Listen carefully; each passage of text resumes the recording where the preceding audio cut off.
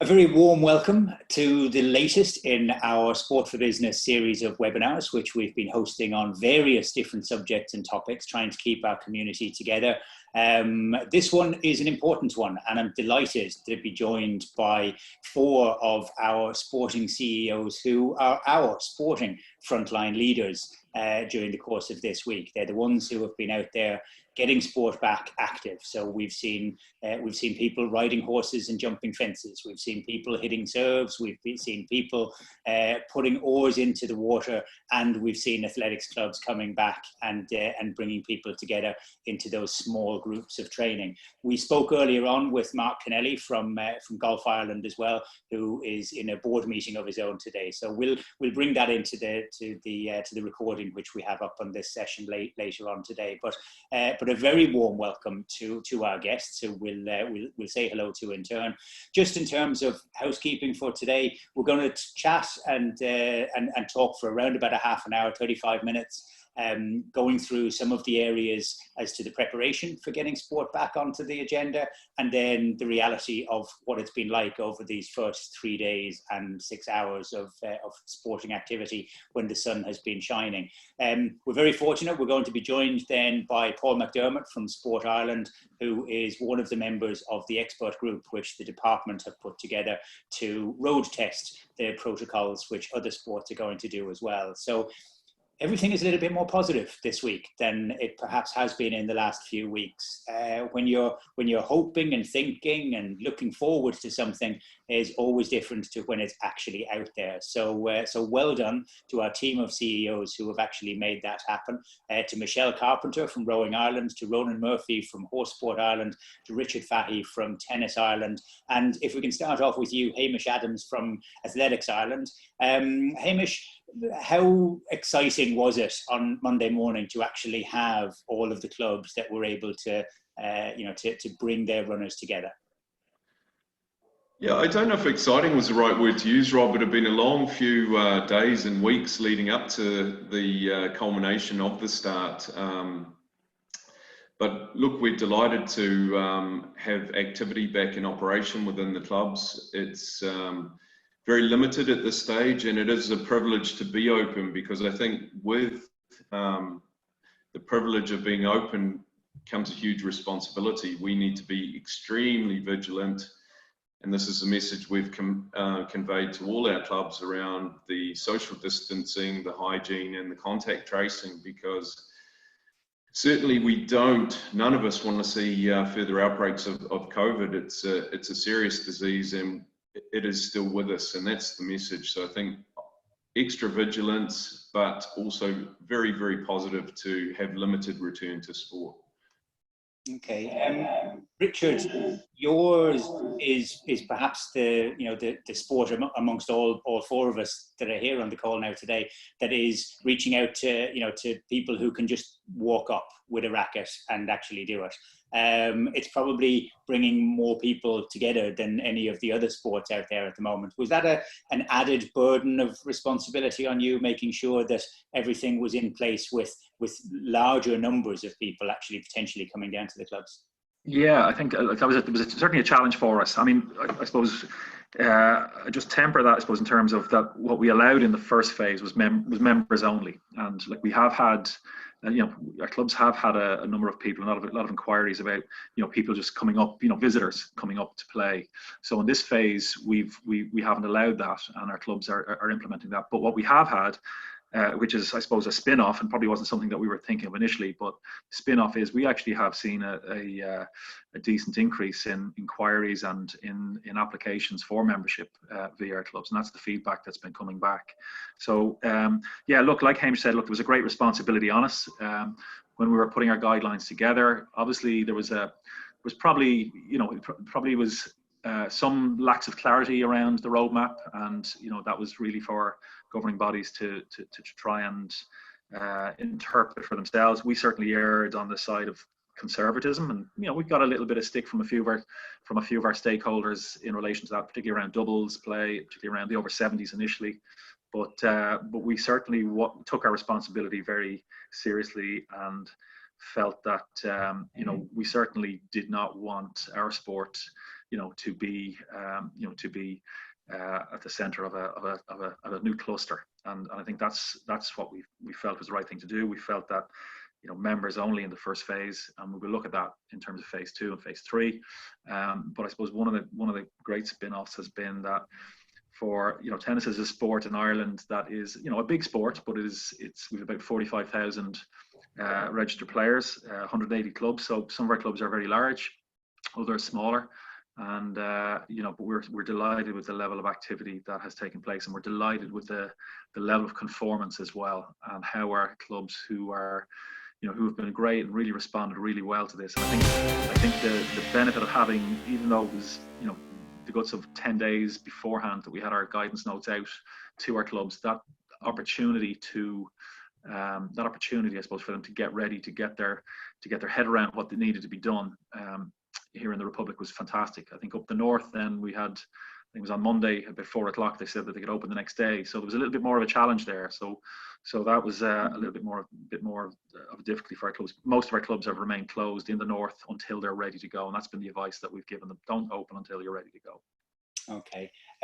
Ronan, coming to you, yours is, again, there's a difference in terms of what you're doing, in that you're bringing people together, with animals as well. I know that many of them will have actually been able to be out riding previously in a personal capacity, but now coming back into actually the centres and things like that.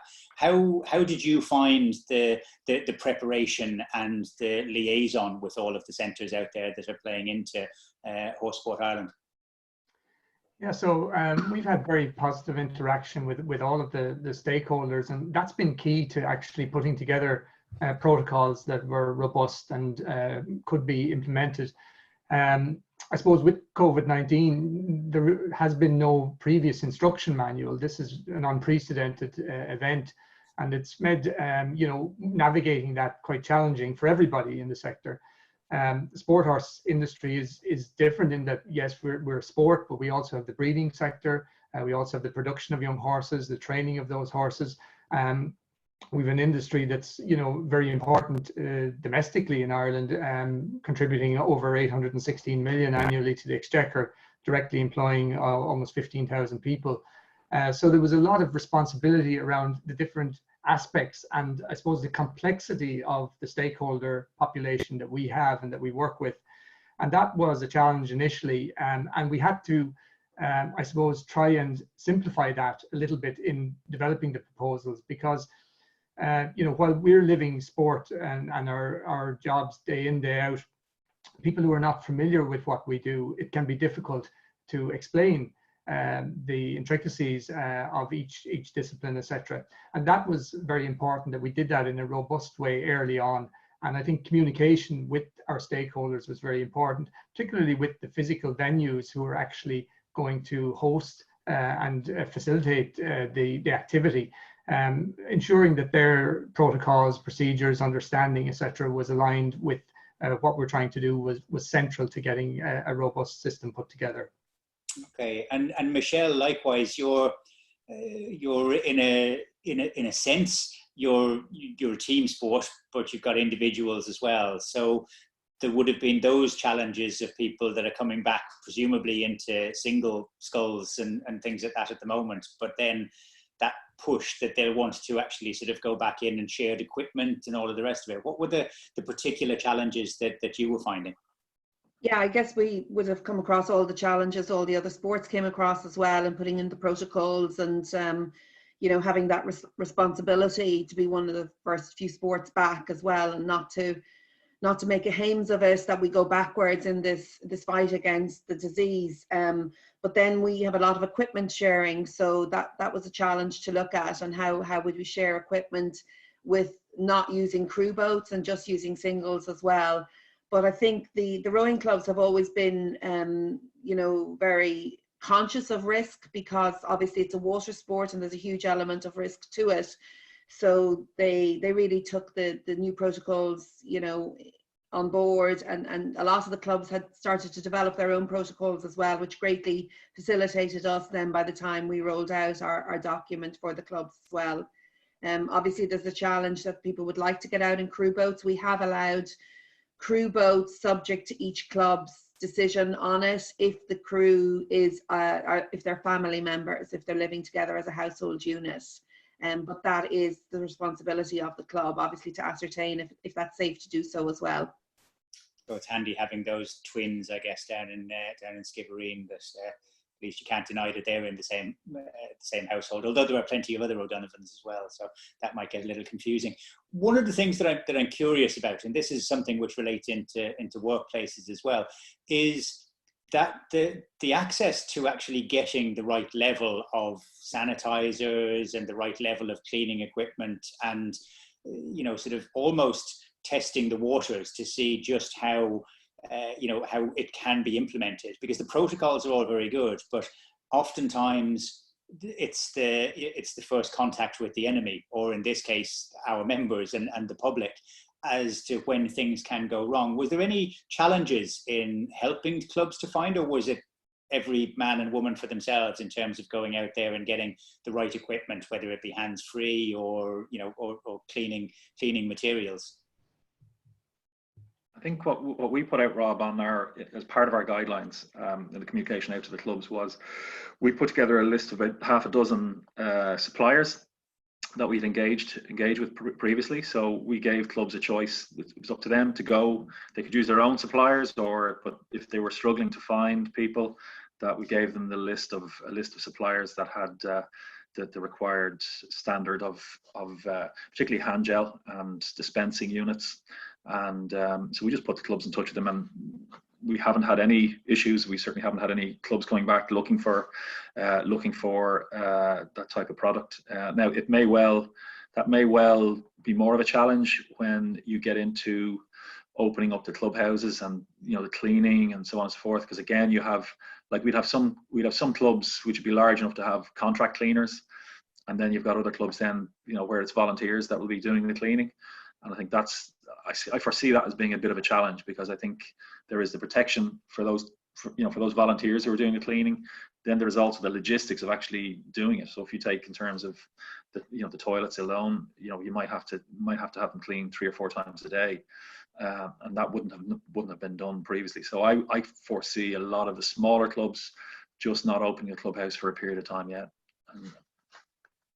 And just to jump in there from an athletics perspective, our return to sport is for outdoor facilities only. So we're not opening any clubhouses, any toilets until phase 3. And again, just to keep things very simple, keep the levels of compliance very high, so we don't have to worry about the toilets being cleaned or inside areas being cleaned. So we've recommended to all our athletes, strongly recommended, that they bring their own hand sanitizer and also wipes, especially if they're a thrower and they're using implements. Okay. Yeah, I think also, one of the things we did as part of the interaction with the venues was to design together some signage that could be used at the facilities to emphasize the social distancing and basically the rules of engagement. And we make those available then from a supplier to our own website as well. And that type of commonality in the approach has been very helpful in ensuring that there's a standard approach to this. And I think the other thing, our industry has effectively been stopped since the 17th of March. And, there's been no competition. And people are very familiar with the general requirements around sanitizing, because that's the message that's coming day in, day out to everybody. So we're all adapting to the new norm. I think the key thing for now is behavioral change, that people actually live it in environments where they weren't previously exposed. So for example, we've been isolating, and now there's slowly starting to restart, and as we do that, we have to ensure that we continue with the same principles that we had employed to ensure that there's no risk, and that takes a little bit of time to happen. We've insisted that each of our venues would have a compliance officer on site as well, which basically is a similar role to what was our health and safety officer, but that person would be specifically responsible for overseeing the activity and the culture and everything that's happening at any time to ensure that the rules are being met. And I think that's important as we go forward with this. I know in tennis and in golf, they've been able to benefit from timesheets. So there's a very steady, controlled flow of people coming in. Is that similar? Like, how many people would you actually have down around the centres that would be getting horses ready and getting them out there? Yeah, so as part of our return to sport protocols, we insisted that we would have a pre-entry, a pre-booking system online, and we move away from the paper systems that might have been facilitated in the past. So everyone would have a time, and they would have an allocated slot, and that's essential, particularly in the phase we're at the moment, to manage the small group, 4 people or less that come together at any one time. So that's been key to it, and I think we're going to be living with that system for the foreseeable future. As sport and activity as we knew it, I think there's going to be a period of time before we're back to that, and I think that we've got to adapt to this new way of doing things, and that's been very positively received. Many of the venues and centres had their own online system for taking bookings, etc. anyway. And we're working with our affiliates also who are developing similar systems and have similar systems in place for the next phase when competition, etc. starts. So it's the new way that people are just going to have to adapt to that. Okay. In terms of the equipment, Michelle, like most of the boats would have been housed in boat houses, obviously. So actually getting access in there, did you hear any stories of, problems in terms of maintenance, that people might not have been into the facility for a couple of months, that there was a problem with actually sort of getting in there and getting that equipment ready and out there? Or were they managing it as they went along anyway? Yeah, I think clubs were managing it as they went along. They were checking in on clubs because a lot of them would be in quite urban areas, so they would have needed to be checked in on regularly and made sure that they were safe and not prone to vandalism or whatever else was going on. But I mean, all the clubs were asked to wash down the equipment and wash it down. I mean, if we're going back to using specific hygiene methods, just soapy water, with fairy washing up liquids, that's what we were recommended for the clubs to use for their equipment. But and I think going back to what the others were saying as well, lots of clubs have put in apps and stuff for booking, so that they're making sure the social distancing is maintained as well. When you're like, a boathouse is a narrow area as it is, so there's no more than groups of 4 going down to boathouses at any given time, that you can get those boats in and out without, while maintaining the social distancing of 2 meters. But no, all the clubs seem to have been okay getting back, and all the equipment was in good shape. I suppose, during our quiet season in August and September, the boathouses would be empty for a period of time anyway, and equipment would be left there as well. And it certainly is water resistant as well, so that helps. Okay. We like to think of ourselves as a nation of rebels, but when it comes to issues like this, whether it be smoking indoors or plastic bags or social distancing, we tend to be reasonably compliant. I'm sure that all of the clubs have been exactly that.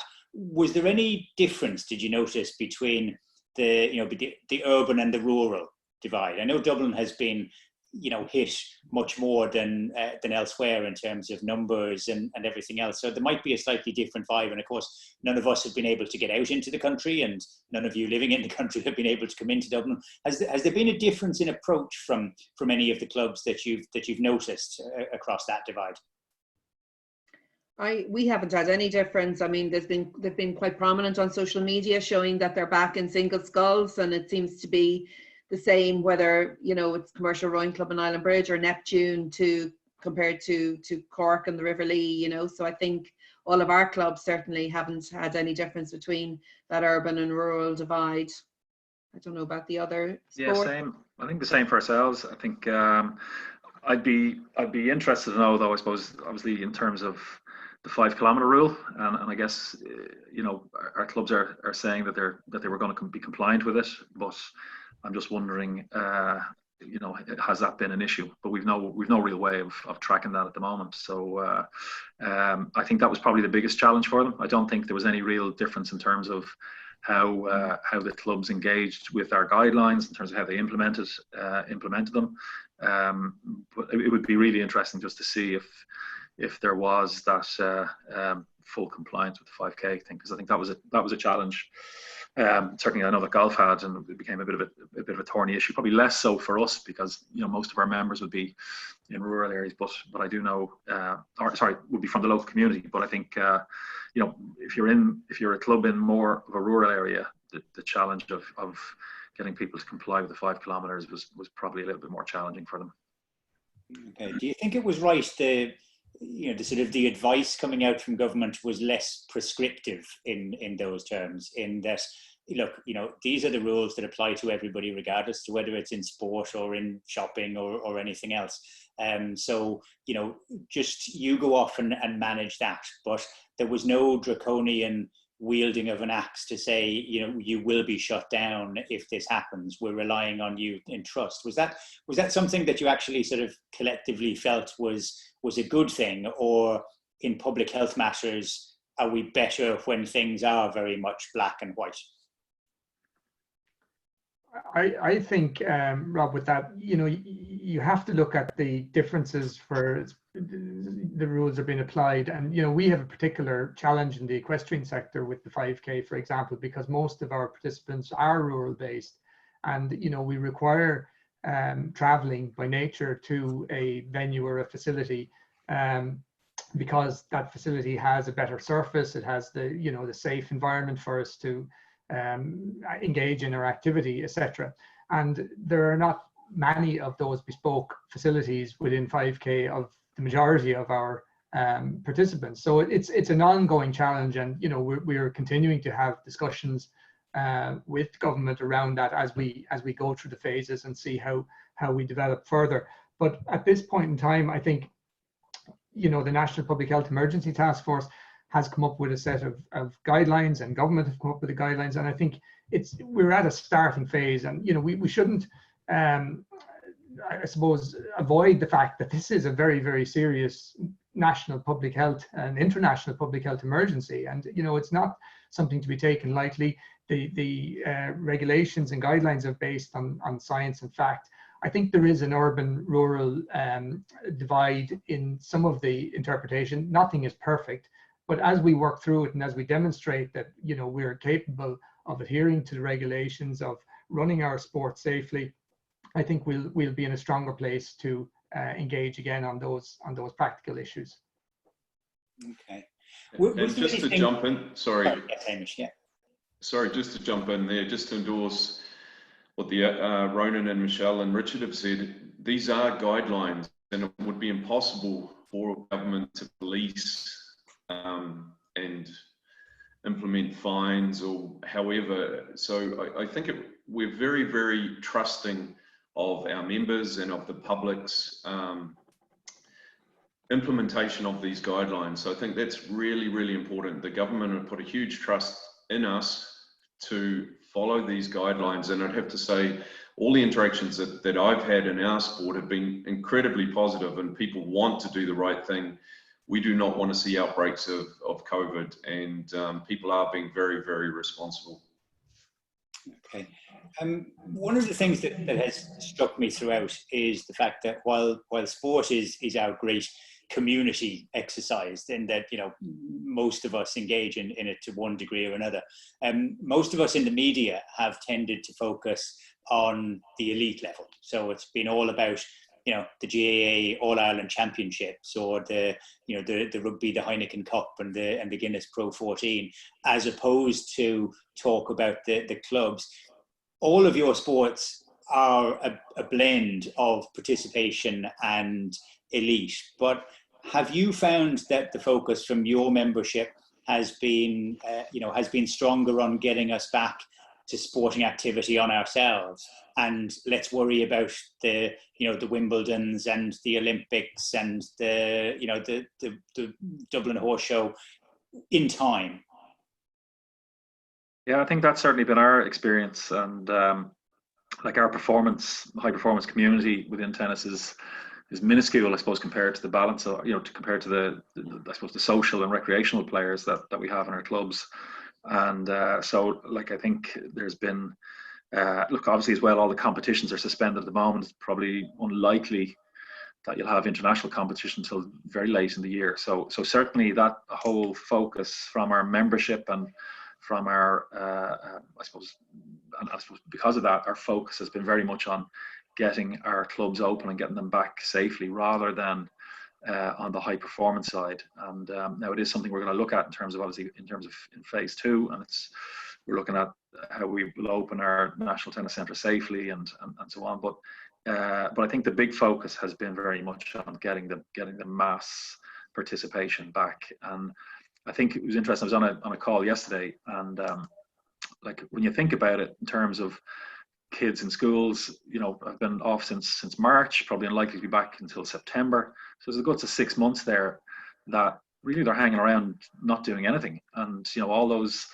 the two or three nights of football training, Gaelic, playing tennis, whatever else like that, they haven't been able to do that for the last 2.5 months. And I really do think that the sooner that we can get back and getting those activities and getting the kids active again is really important, because we all know as adults, certainly I do as well. I had started a couch to 5K. It's hard to get back up off the couch after that period of inactivity. So I think the sooner that we can get back, and I think it really will show how sport, is so much a part of our, I suppose, the fabric of our life. Not just the All Ireland Championships and international soccer matches, whatever else like that, but just getting out and getting active.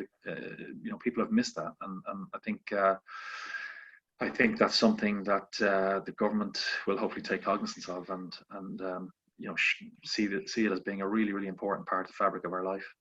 I have to jump in there, Richard, and say I'm delighted to hear you doing the couch to 5K, and we'd be delighted to sign up all your tennis players into Athletics Ireland, as well as all the rowers and of course the equestrian crowd as well, because certainly the numbers have been huge in the recreational running community whilst we've been in lockdown. So that's a huge positive that we hope to see transition into the clubs at some stage too. Yeah. Mm. Yeah, I think salesman. Rob, it was a huge honour, to get back, no matter whether it was high performance or our clubs that got back, and, to be one of the first sports to be allowed back because we can do it alone was an honour in itself. And it was great to get our clubs back moving and active, and, they're struggling as well at the minute with membership and reduced membership. So even to come back, with just grassroots club level, and to be one of those first sports to do it was a huge honour, and we were delighted to certainly have been one of those to be able to have got back in it. Yeah, I support all of that. And, I suppose one of the complexities we have in the equestrian sector as an NGB is that, we have responsibility, obviously, for the full spectrum of ability and activity. And, that has been challenging because on an international side, many of our athletes on the high performance end are based internationally, particularly in the jumping program. That hasn't stopped. There's still an emergence and a restart happening in those geographies as well. And we're working very closely with the International Federation and with the countries and with the athletes in question to try and have a safe restart there as well. We have 3 teams qualified for the first time in our history for the Tokyo Olympic Games in equestrian, jumping, dressage and eventing. And, the whole, I suppose, challenge around the postponement of the games, the announcement of that, it did have quite an impact on all of us involved in the sport as we tried to manage that. And now we're building up again for Tokyo. So that's happening, but it's happening in tandem with the restart here. And I agree with all of my colleagues. I think, the restart, we're absolutely privileged that equestrian activity is able to restart in Ireland in phase 1. But we're not losing sight. It's not an either or. Both are very much in parallel. Our high performance athletes have been really supportive and have used this time to link with their fans and with the media, and they produce training videos, etc., which has really been very much part of keeping morale high and keeping focus on our ambitions next year in Tokyo as well. Okay. In terms of that sort of the staggered return across the globe, obviously when it does come to high performance, being prepared to the minute is, takes a 4-year cycle in order to get there.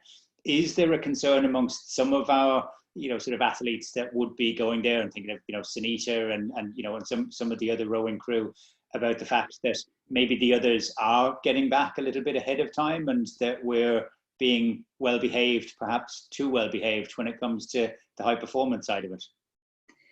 Yeah, I mean, undoubtedly we are behind everyone else. We were behind in lockdown, and we're behind in reopening, and that brings its advantages as well. And that we're looking at the others and seeing what they're doing. The Danes are now back in crew boats. They're one of the first countries to be back. But our high performance athletes didn't stop training, so they've been training all the time. They've had 3 sessions a day on Zoom. And like Ronan was talking about with the show jumpers and that they were able to connect with the clubs as well, which was great. And we had a virtual regatta a few weeks ago, which was Sunita broke a world record at it, and so did Afric. So that was a big perk to them. They are dying to get back on the water. If they're within 5 kilometers of their local club, they can go back as well, so that they can already start back. But the land is never the same as the water, and we'll certainly facilitate them getting back. In addition, the European Championships at the minute is still going ahead in September and October. So that's the little carrot in the background that they're looking towards and looking to get back into. And because race strategy is obviously very important, they've lost a whole year of racing as well. But the other countries have equally done that as well. So we saw last year with Sunita, she had a difficult year, and yet she came out trumps at the end of it. She spent 3 weeks last year as well in Latvia on the ergometer when her sister was sick. So hopefully the break in that will stand to the athletes. But I think they also really miss, and I'm sure it's the same with all the other sports, they really miss the camaraderie of the group that they train with as well. So they're just looking forward to getting back. And we have put a process in place where they'll go back into a household unit actually in a golf club near the National Rowing Centre within that 5K, and we're ready to get them back once that happens. Okay, it looks from this morning as though rugby is planning on sequestering teams as well. Not quite to the same level as the NBA, who we reported on this morning. They're talking about taking over Disneyland or Disney World in Florida for the resumption of the NBA. We live in slightly different worlds at times. I'm looking forward now. I'm going to bring in Paul McDermott into the conversation. Paul is the head of high performance in Sport Ireland, and is one of the Sport Ireland representatives, together with others in the room. I know Niamh Daffy is here with us this morning as well from Cara. The department have established an expert group, and I'm just going to invite Paul into it. Just while I'm figuring out the technology on that and bringing him in, I'm just going to launch a short poll. There's just 3 little questions in there, which I think it would be interesting to get your input on. And if you want to vote away there while I'm just bringing Paul in on the conversation. Good morning, Paul. Hi, everybody. Hello. How's everybody doing? Good, thanks. Very warm welcome. Thanks for joining us. We've got representatives almost Eurovision style from Dublin, from Cork, from Kildare, from Louth, and from Wicklow at the moment. Where are you joining us from, Paul? From Condra. Sorry to be so prosaic. Yeah. That's all right. We Dubs are back in a majority. So just 2.5 miles from O'Connell Street, so we're okay. Just the capital. That's right. Of course, that 2.5 miles equaling to 3.4 kilometres. Yeah, exactly, yeah. The common now. Thanks a million for joining us. You're welcome. A member of the department's expert group. Your colleagues around you now have been the ones that have been out there actually sort of creating their protocols, working alongside each other, and the NFET as well. But tell us a little bit about the expert group, how it came about, and what the ambition is over the coming weeks and months. So good morning, everybody, and thanks, Rob, and thanks for the invitation and the opportunity, I suppose, to speak briefly to the to what the expert group is.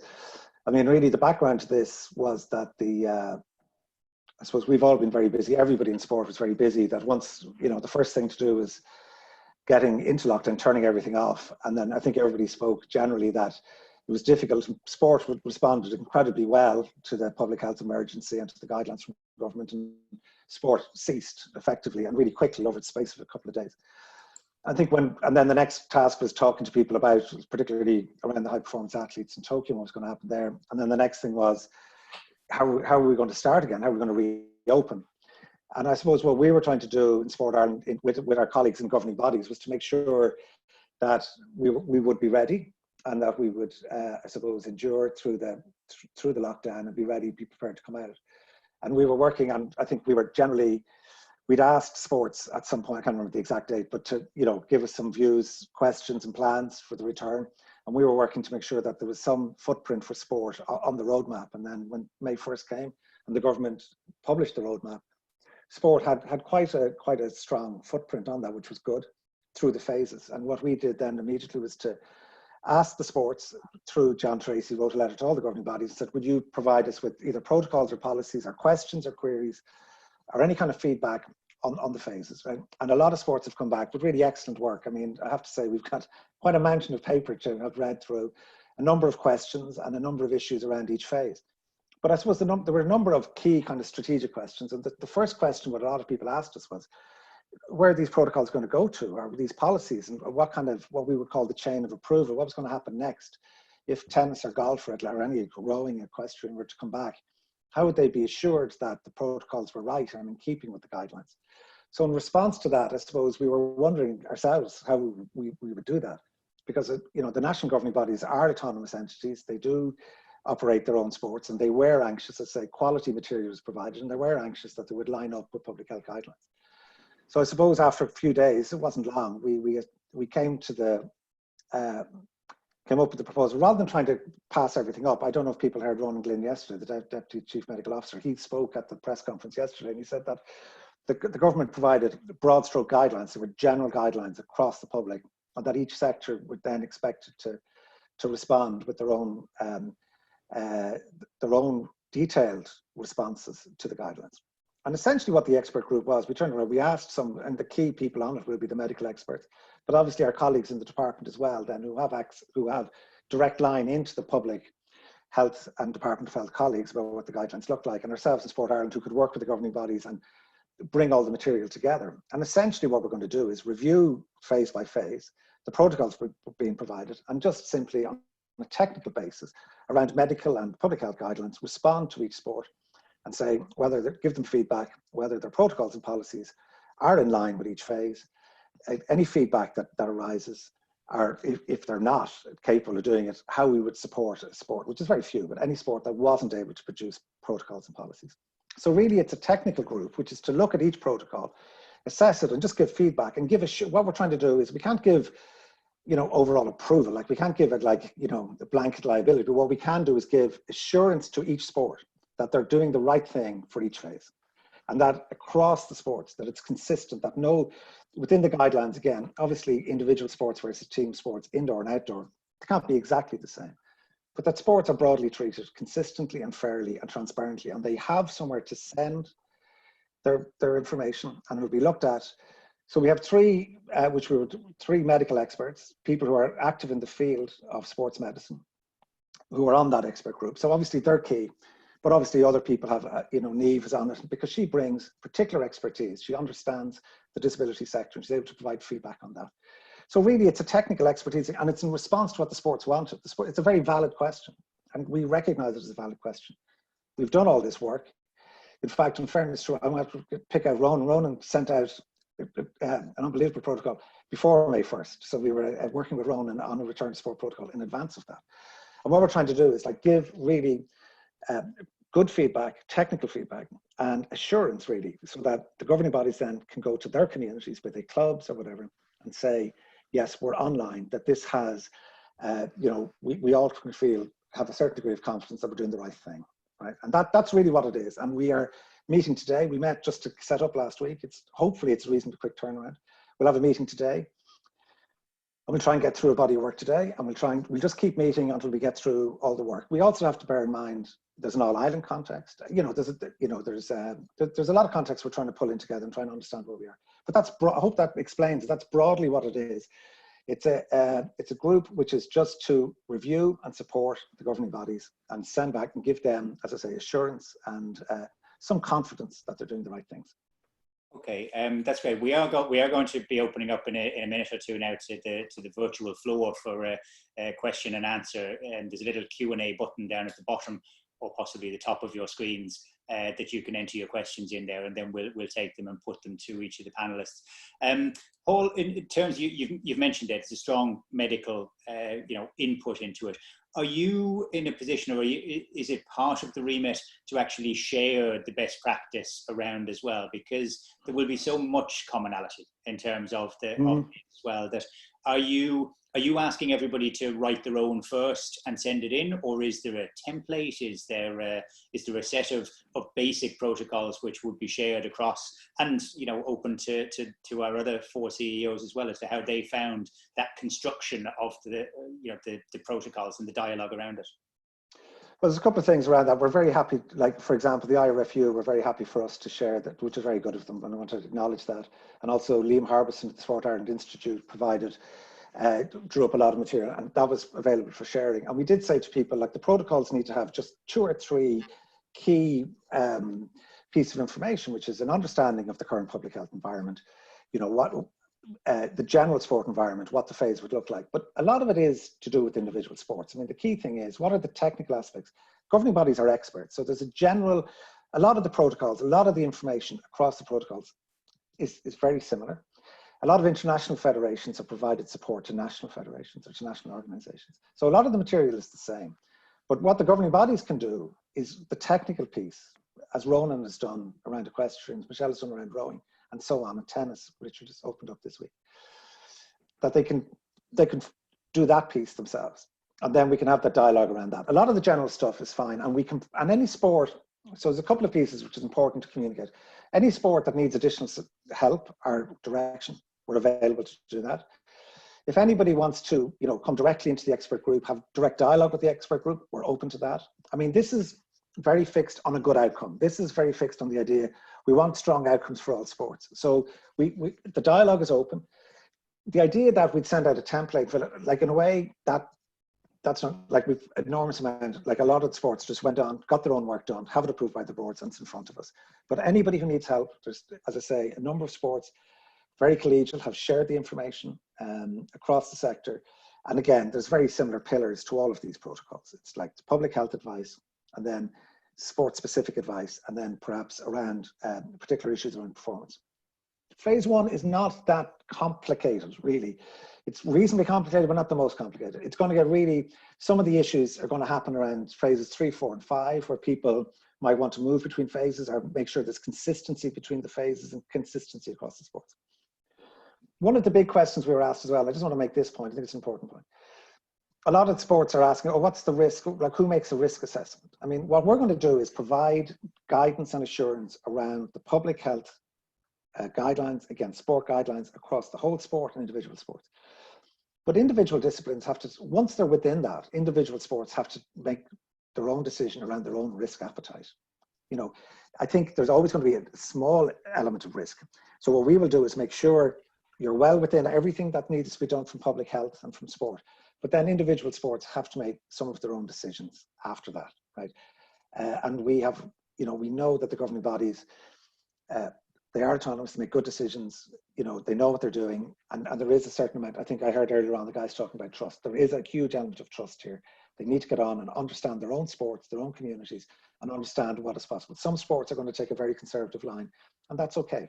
That really is okay. It is a public health emergency. Nobody's going to be put under any pressure to return sooner than they want to. People want to return, they'll do it safely, they'll do it within the guidelines. If people don't want to return, that's okay too.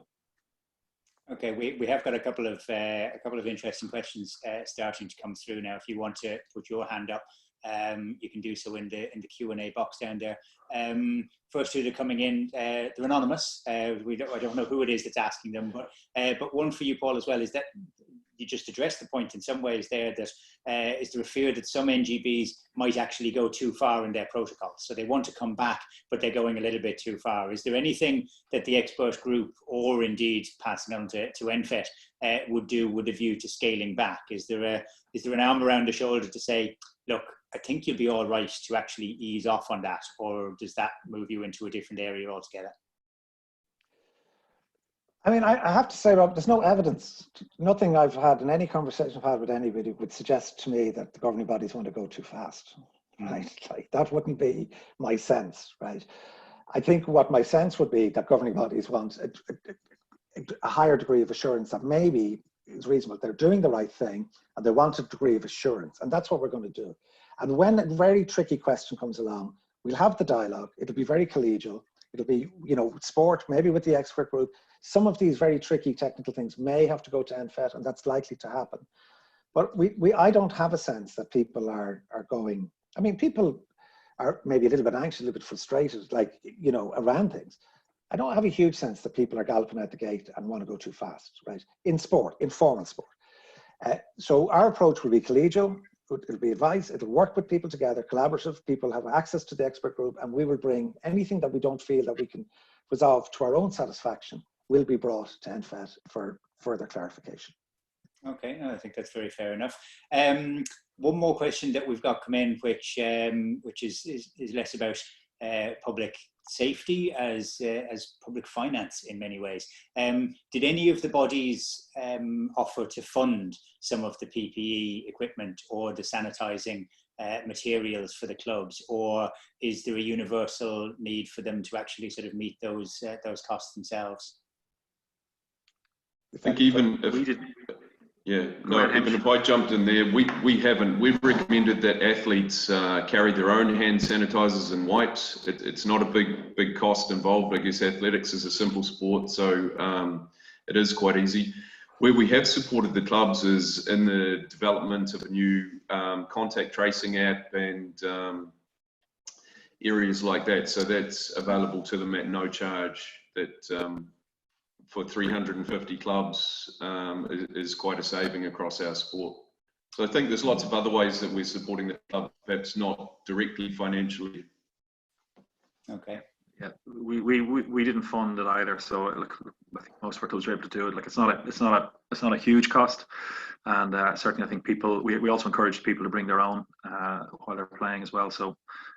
It hasn't really been an issue. Like normally the clubs would come back and tell you pretty quickly if we were putting something onto them that they weren't in a position financially to do, or they'd be looking for financial support. But in this case, they haven't. Okay. The Federation of Irish Sport put a call out earlier on this week for the government to create a resilience fund similar to what's been done in New Zealand that we were writing about yesterday as well. It's for all sport, so it's from the very highest of the elite levels through to the clubs as well. Is it something which is a fear coming down the line that that so many clubs will have been starved of revenue from memberships and things like that, that there is a financial crisis looming within sport, or is that really a conversation to be had further down the line, do you think? I think there's no doubt there's been a challenge to our sport, and I think certainly the supports that have been in place. For example, if you take even from our own point of view as a governing body, the wage subsidy scheme. That has been a massive help to us, and we're certainly very grateful to the government for putting that in place and putting it in so quickly. Because I really do think that we would have had, I think we would have had a bit of carnage in governing bodies if that wasn't in place, because our revenues have been significantly hit, the cancellation of tournaments and events, and then obviously the knock-on effect that sponsorship income, etc., not coming in on the back of that. I think our clubs as well. I think we've got a mix of clubs. As I said, we've got some very big clubs that have their own, their own staff and so on and so forth. And I know that they've benefited greatly. I think the fact that we've been able to open up so early, from a casual play point of view, I think will certainly mitigate against some of those some of those financial impacts. But there is a real challenge, I think, for how quickly we can get back into the competition side of things, because that is for a lot of our clubs, that is I suppose the not informal, internal club competitions, the coaching activities that they undertake, etc. They're the lifeblood of our clubs. And I think the sooner that we can get back to that, the better. And I think obviously we're looking at it in terms of phase 2, 3, 4, and 5, and we're just trying to put in place all those guidelines for our clubs to allow them to do that in a safe way, and be able to communicate them. But it is going to be a challenging time, and I think we'll also have, like say in 2021, we see it being a challenge as well, because our things like our capitation fees that we get from our clubs are sort of collected a year later, a bit like VAT, I suppose, in a way. And we've already had a lot of clubs sort of asking us, what are we going to do about this? Are we going to give a payment holiday and all that? But look, the reality is, if we do that, we won't be around for too long. So it's trying to manage those expectations from the clubs in that respect, and the sooner we get back, the better. Okay. It is something that we'll obviously continually come back to. Sponsorship is another matter as well.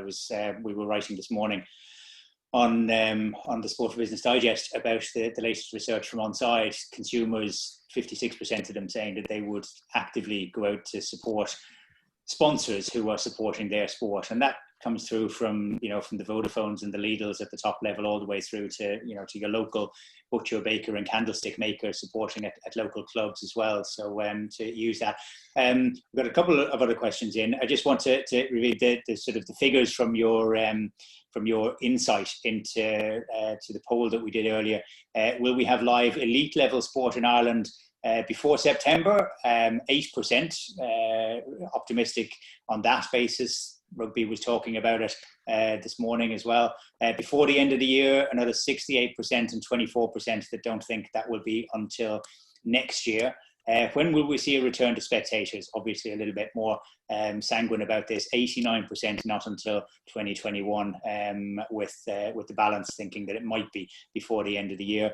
And one that we'll be coming back to again in terms of optimism. How optimistic are you around sport's ability to bounce back into people's lives? 55%, very optimistic. And by its nature, sport should be optimistic. So that might have been a little bit higher. Cautiously optimistic, 39%, and 5%, a small minority that think that we'll have a real struggle. In terms of that return to elite sport, question coming in from John: would live streaming of events be a satisfactory answer for your sport in the absence of spectators? So Hamish, Morton Stadium, potentially some form of of competition coming through either late summer or autumn to get things back again. Would that work if you were only bringing the athletes into the actual stadium? Definitely, and we're already live streaming all our major events. So look, I think there's no substitute for being there in person, but live streaming is a very, very good alternative. And look, the numbers when we do live stream our events are very, very good. So I think I've had a lot of discussions with people around the sporting experience, and I think that's what people are missing. They want to, if they're not involved, they want to be close to it. They want to feel the passion or be part of the event, and that's what we can't provide at this point in time. And I think that's quite frustrating for all of us. But I'm very optimistic that we're not far away. I think we have plans to return to athletics competition from August on at a local, regional level, and then a national level. So I'm optimistic that we will progress through the lockdown, and we will get there. So it's only a few weeks away. Okay. That's a positive way to wrap up. I said that I'd get everybody out by 12, and we will get that done. Thank you very much to everybody for joining us on the questions there. Actually, we've just got one that's just come in. I'll just bear with me 1 second. It's come through from Bart Arnold. Hello, Bart, and congratulations. We were writing this morning about your company's winning the Horse Racing Ireland contract for another 4 years. So another positive news story on the day that's in it. You've got a question for Paul. With the return of sports events, what is the guidelines for compliance officers? Does each sector need individual officers, or is it one for the overall event? So the competitors, security staff, media personnel, etc. Does that depend on the size of the event? Really? I mean, I think if you're talking about events, you're going to have a COVID compliance officer for an event. We're talking about, when the individual sports, individual advice, but clubs will have a COVID officer, NGBs will. So it'll be through the system, but certainly for an event, we're a bit away from that yet, but I'm sure that's how it'll be. It'll have to be COVID compliant, and you will have to have somebody responsible for it. But it just depends sport by sport. Again, it's quite a specific thing. Some facilities will need it. So it'll be right through the system, and unfortunately, that's going to be complying with all the various new protocols and policies. There'll have to be some level of oversight. I'm afraid it'll be right the way through the system, however it manifests itself. But certainly for an event, you'll definitely have to have pretty, strict regulation, somebody there to ensure that it's abided by, for sure, in events. Yes. Great. Okay. Thanks very much, Paul. Thanks very much for all of you for joining us. 95% have stayed from beginning to end. There was a slight concern and perhaps even a hope that this would be one of the dullest of our webinars, because everything had just worked so perfectly. I can happily reveal that it obviously wasn't. My sincere thanks to Ronan from Wicklow, to Richard from Louth, to Hamish from down there in Riverstick in West Cork, and to Michelle from Clane, and to Paul, fellow Dub, out there in Drumcondra as well. Sport for Business will continue with the Daily News Digest. We'll have a recording of this event up on the site later on this afternoon, so you can look back on that, share it. We'll also be joined by Mark Kennelly, CEO of Golf Ireland as well. We've got lots more coming up. We've got a game changer network based around women in sport that we'll be bringing back to life next week. We've got our Sport for Business super quiz, because we've been deprived of competition. So we've got 16 organizations that will be going head to head in a hopefully fun environment starting next week as well. We're going to be doing the draw for that live on Sport for Business tomorrow morning. Who knew that all of this technological innovation would lead to so much stuff going on? But there certainly is. So again, my thanks to our sporting CEOs, not only for this morning, but for what you've done in helping to bring sport back in as well-behaved a manner as we hoped and believed it would be. Thanks very much to Paul for joining us. Off now to the meeting to pour over those other 57 return to play protocols, which will be coming at you from around the world of sport. And special thanks to everybody else for joining us. So we'll see you next time. Thank you. Thanks, Rob. We were joined earlier this morning by Mark Kennelly. He's the CEO of Golf Ireland. So a very warm welcome to you, Mark. How difficult was it to put all of the pieces in place to actually get golf in there as part of the first wave of sports when we came back on Monday? Well, good morning, Rob, and thanks for having me on. Well, we had been working on this since February, really, as the pandemic began to grow internationally. So we had begun to look at the types of procedures that were being put in place in golf internationally. Then in early March, in advance of the full lockdown, we had advised our clubs to put public health and hygiene measures in place at club level. So we've had the advantage that most of our clubs were already taking many of these measures for a couple of weeks before the full lockdown happened. Then we had an opportunity during the lockdown period, as well as making our case to government for the safe return of golf and developing a protocol. So we had some time to flesh out the measures that had already been in place, to look at how a safe resumption of golf with proper procedures to ensure physical distancing and all the other important things that need to be ensured. So we had some time to work on that in detail. We collaborated with the RNA, our other international governing bodies for golf, to look at what ideas and measures they were considering. So we had several weeks to finesse, I suppose, and flesh out our protocols. Then, you know, when the government roadmap was published, we had 2 weeks' notice to prepare for the reopening of clubs. So we talked to the government for the first few days of that, just to fine tune our protocol, and then we got it out to the clubs 10 days ahead. So the clubs had plenty of advance warning of what they needed to do. But as I said, Rob, many of these things were already in place at club level. And was there much to and fro? Were there many questions arising from the clubs once they actually got the protocols out, or had that been taken care of throughout the process, would you imagine? You know, very little to and fro. I mean, obviously questions and, you know, clarification sought, which we were happy to provide, and was very good actually that we had the time, you know, the couple of weeks to do that.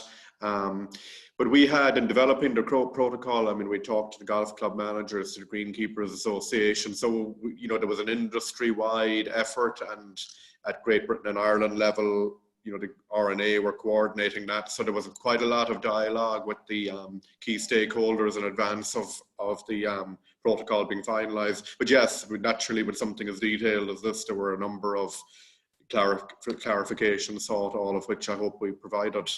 Okay, and in the 3 and a bit days that we've had out there now, what have been the lessons? Have there been anything that was unexpected that you've had to deal with in the return from people? How did the 5K limit go? The over 70s, those issues which were still almost live right up to the moment of the first drive being struck? Sure. Well, the first thing I'd say is that we're very pleased at how the first few days have gone. We're very proud of the performance and behaviour of the golf community, because we, you know, as well as having the privilege of being one of the first sports to reopen, with that came a big responsibility to do it right. And we feel that responsibility both to the community, of course, but also to other sports who hope to open later in the summer. So, I mean, we're very pleased. The overwhelming feedback is of very high compliance with the protocols at golf club level. I mean, yes, there are some overarching public health measures like the travel restriction, which apply to the whole population. They're not particular to golf. So we have been very careful to remind golfers that, you know, they're not exempt from these rules the same. And, you know, okay, it is quite inconvenient for some people who don't live close to their clubs, but in a matter of, you know, just over 2 weeks now, that restriction will go up to 20 kilometres. That will capture a much bigger number of golfers. But in short, we're very pleased at how well the protocols have worked. Huge efforts have been made at club level to make sure that they were implemented properly.